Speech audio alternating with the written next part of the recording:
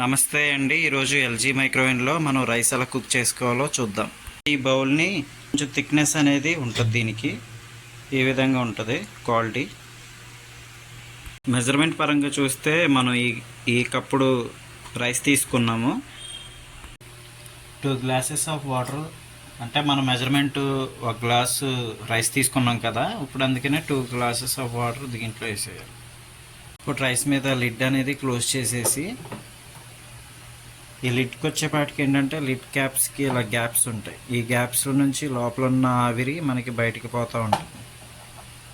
ఈ గ్యాప్స్, ఈ లిడ్ క్యాప్లో నుంచి మనకి ఆవిరి అనేది బయటికి పోతూ ఉంటుంది. రిమైనింగ్ ఉన్న హీట్ అండ్ ఆవిరితో రైస్ అనేది ఈజీగా కుక్ అయిపోతుంది.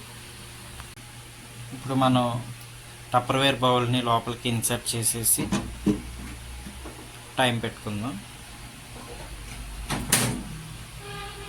టైమింగ్ వచ్చేపాటికి 20 మినిట్స్ టైం పెట్టుకుందాం.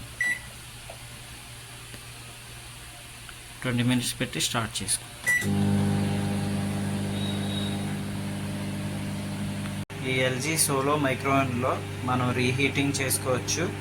కుకింగ్ అవుతుంది, బాయిలింగ్ అవుతుంది, స్టీమ్ క్లీనింగ్ అవుతుంది, డీఫ్రాస్టింగ్ కూడా అవుతుంది.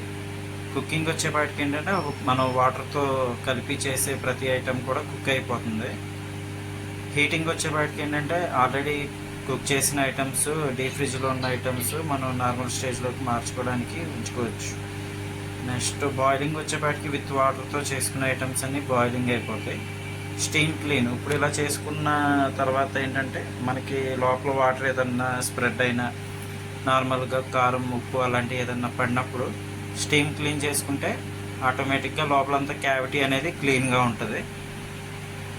ప్రస్తుతానికి మనం రైస్ 2 మినిట్స్ ఉంది టైము. ఆఫ్టర్ నేను చూపిస్తాను ఎలా ఉంది అనేది.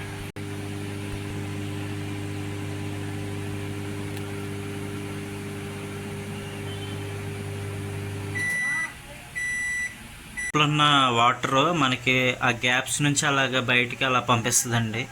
ఎక్సెస్ వాటర్ కానీ లేకపోతే ఏదన్నా చిన్న చిన్న రైస్ అనేది ముక్కలు కింద ఉన్నా సరే అది బయటకు అలాగా ఆ గ్యాప్స్ నుంచి బయటకు వచ్చేస్తుంది. ఇలా ఉంటుంది మనకి ఓపెన్ చేయంగానే. ఆఫ్టర్ కుకింగ్ తర్వాత మనకి ఇలా వస్తుంది కదండి రైస్. ఇలా వస్తుంది. రైస్ ఇలా ఉంటుంది ఓపెన్ చేసి చూస్తే.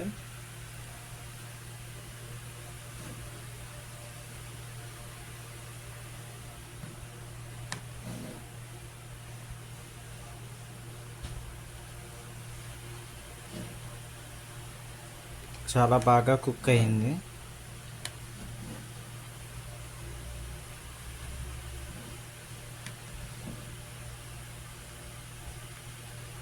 ఇలా సింపుల్గా మనం రైస్ అనేది ప్రిపేర్ చేసుకోవచ్చండి ఓవెన్లో. Thank you.